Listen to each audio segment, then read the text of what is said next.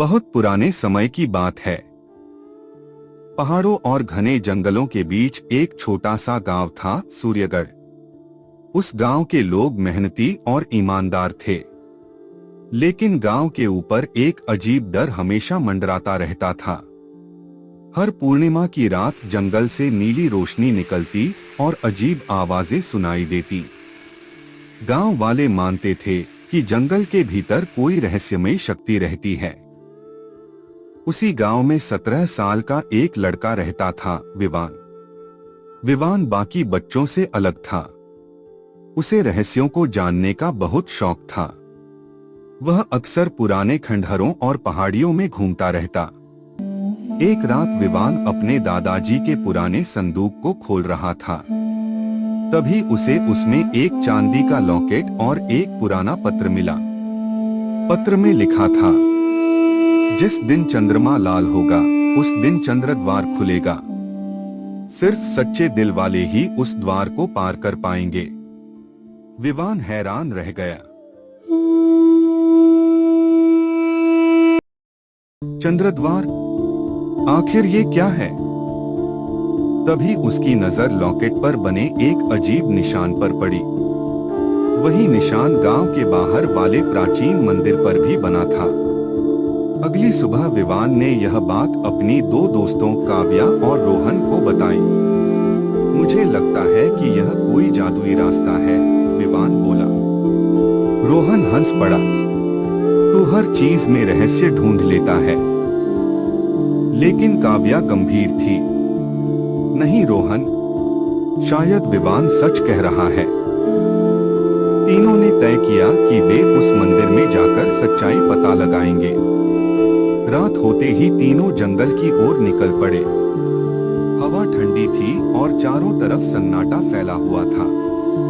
कुछ देर बाद उन्हें वह प्राचीन मंदिर दिखाई दिया। मंदिर टूटा हुआ था, लेकिन उसके बीचों बीच एक विशाल पत्थर का दरवाजा था। उसी पर वही निशान बना था जो लॉकेट पर था। विवान ने कांपते हाथों से लॉकेट दरवाजे के बीच लगाया। अचानक जमीन हिलने लगी। दरवाजे से नीली रोशनी निकलने लगी और धीरे धीरे वह खुल गया। तीनों डर गए। अब क्या करें, रोहन बोला। विवान ने गहरी सांस ली। अब पीछे हटने का कोई मतलब नहीं। तीनों अंदर चले गए। जैसे ही वे अंदर पहुंचे, उनके सामने एक दूसरी दुनिया थी। आसमान बैंगनी रंग का था। पेड़ों के पत्ते चांदी की तरह चमक रहे थे। हवा में छोटे छोटे प्रकाश के गोले उड़ रहे थे। ये जगह कितनी सुंदर है, काव्या धीरे से बोली। तभी अचानक पीछे से एक भारी आवाज आई। मनुष्यों, आखिर तुम यहाँ पहुंच ही गए। तीनों ने पीछे मुड़कर देखा। एक विशाल सफेद भेड़िया उनके सामने खड़ा था। उसकी आंखें नीली चमक रही थीं। रोहन डर गया। ये बोल कैसे रहा है? भेड़िया बोला, मैं इस लोक का रक्षक हूँ। मेरा नाम अरकान है। विवान ने हिम्मत करके पूछा, हम यहाँ क्यों लाए गए हैं? अरकान की आंखें गंभीर हो गईं, क्योंकि इस दुनिया पर अंधकार का राजा कालनेत्र हमला करने वाला है। अगर उसे चंद्रमणि मिल गई तो वह इंसानों की दुनिया को भी नष्ट कर देगा। चंद्रमणि, काव्या ने पूछा। एक ऐसी शक्ति जो पूरे ब्रह्मांड का संतुलन बनाए रखती है। अरकान उन्हें एक पहाड़ी की ओर ले गया। वहां दूर काले बादलों से घिरा एक विशाल महल दिखाई दे रहा था। कालनेत्र वहीं रहता है। विवान बोला, अगर हमें उसे रोकना है तो हम तैयार हैं। अरकान मुस्कुराया, लेकिन यह आसान नहीं होगा। उसने तीनों को 3 जादुई वस्तुएं दी। विवान को प्रकाश तलवार, काव्या को जादुई ढाल, रोहन को अग्नि धनुष। इनका इस्तेमाल सिर्फ सच्चे दिल वाले कर सकते हैं। तीनों ने अपनी यात्रा शुरू कर दी। रास्ता बेहद खतरनाक था। कहीं जहरीले धुएं वाले जंगल, कहीं उड़ते हुए पत्थर, तो कहीं डरावनी परछाइयां उनका रास्ता रोक रही थीं। लेकिन तीनों मिलकर हर मुश्किल पार करते गए। रात होने पर वे एक नदी के किनारे रुके। तभी वहां एक लड़की दिखाई दी। उसका नाम था मायरा। क्या मैं तुम्हारे साथ चल सकती हूँ? उसने पूछा। विवान थोड़ा सतर्क हुआ। तुम यहाँ अकेली क्या कर रही हो? मायरा उदास हो गई। कालनेत्र ने मेरे परिवार को कैद कर लिया है। काव्या को उस पर दया आ गई। हमें इसकी मदद करनी चाहिए। रोहन भी मान गया। लेकिन विवान को ना जाने क्यों मायरा पर भरोसा नहीं हो रहा था। यात्रा आगे बढ़ती गई। धीरे धीरे मायरा रोहन के करीब आने लगी। वह हमेशा उससे मीठी बातें करती। एक दिन काव्या ने विवान से कहा, मुझे लगता है मायरा कुछ छिपा रही है। विवान बोला, मुझे भी ऐसा ही लग रहा है। लेकिन अब बहुत देर हो चुकी थी। आखिरकार वे कालनेत्र के महल तक पहुंच गए। महल के बीचों बीच चंद्रमणि रखी थी। जैसे ही विवान आगे बढ़ा, मायरा अचानक हंसने लगी। उसकी आंखें लाल हो गईं। मूर्ख इंसानों, तुम लोग मेरे जाल में फंस चुके हो। तीनों चौंक गए।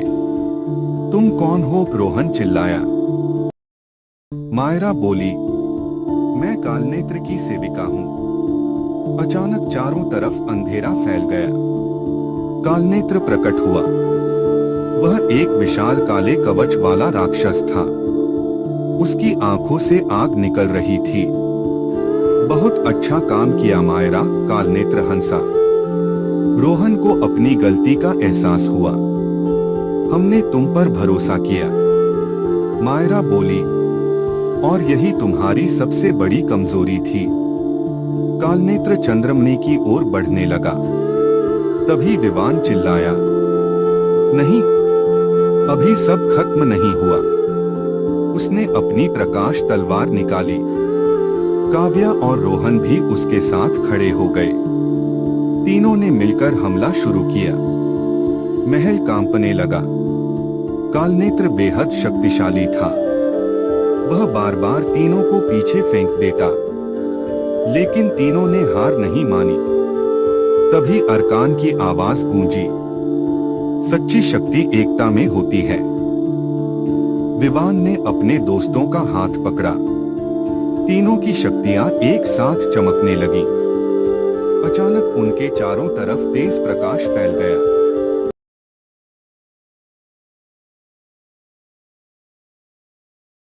विवान की तलवार दिव्य शक्ति से भर गई।